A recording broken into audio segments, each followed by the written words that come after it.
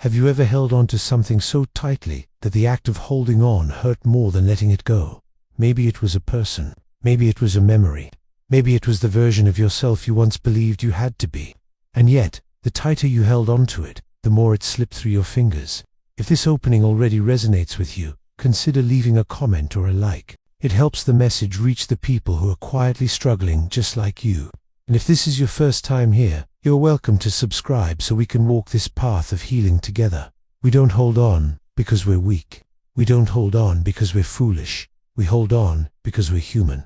We hold on because we fear the emptiness that follows letting go. We fear the silence after the noise, the stillness after the storm, the unknown that waits behind every ending. A relationship ends, but we keep the door open, hoping the footsteps we once loved will return. A chapter closes, but we keep reading the same page, hoping the story will somehow rewrite itself.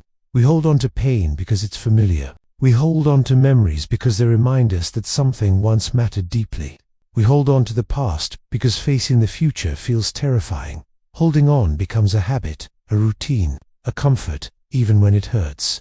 But deep down, a quieter truth whispers, some things are not meant to stay. Some things finish their purpose long before we are ready to release them, and some things are not lost. They are simply returning to where they belong. Let me ask you something. Is there something in your life right now that you know you should let go of, but you keep holding on anyway? A person, a regret, a promise, a version of yourself that no longer fits. If something just came to mind, write it down in the comments, even if it's just one word. Naming it is the first quiet step toward healing. And if this message speaks to you, feel free to subscribe so you don't walk this journey alone. Holding on feels like protection, but often it becomes a cage. We stay in relationships that drain us because we fear loneliness more than exhaustion.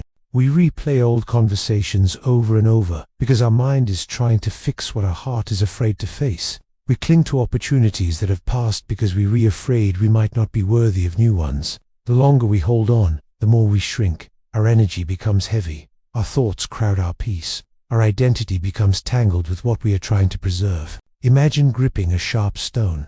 At first, it feels manageable, but the tighter you hold, the deeper it cuts. The wound grows not because of the stone, but because of the grip. Letting go is not the loss of the stone, it is the end of the bleeding. We think letting go will break us, but often it is the holding on that does. Letting go is often misunderstood. It does not mean forgetting. It does not mean pretending nothing happened. It does not mean erasing someone or something from your life. Letting go is allowing things to be what they are instead of forcing them to be what they were.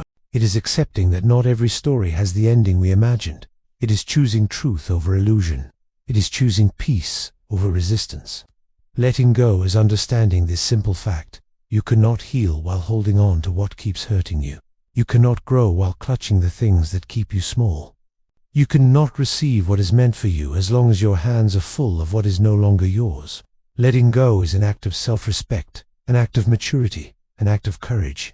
Letting go is not a single moment. It is a practice, a slow return to yourself. Here is the quiet, gentle rhythm of the process. Acknowledge what hurts. You cannot heal what you refuse to see. Allow the feelings to rise. Sadness, anger, disappointment. Feelings leave the body only when we allow them to move. Stop asking why it happened.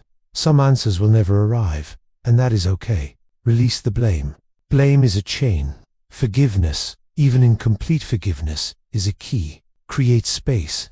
Clean your room. Archive the messages. Remove the reminders that keep pulling you backward. Trust what you cannot yet see. Life rarely takes without giving, but the gift comes only after your hands are free. Letting go is not weakness. It is wisdom. It is the moment you stop fighting life and begin moving with it. Here is a question many people avoid. What if the very thing you are holding on to is the reason you haven't felt peace in years? Sit with that. Let it echo. Let it reveal the places inside you that are asking to be freed. If this stirred something in you, share your thoughts in the comments. Someone else may need to read your words today. And if you want more reflections like this, consider subscribing. It keeps us connected on this journey of self-discovery. When you finally let go, something incredible begins to happen. Your mind becomes quieter. Your body feels lighter. Your heart begins to breathe again. You start to remember who you were before the weight settled on your shoulders.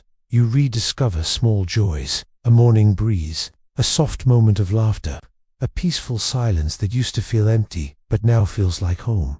Letting go does not take something away from you. It gives something back: your energy, your clarity, your power, your future. The truth is this: you do not lose yourself by letting go. You find yourself.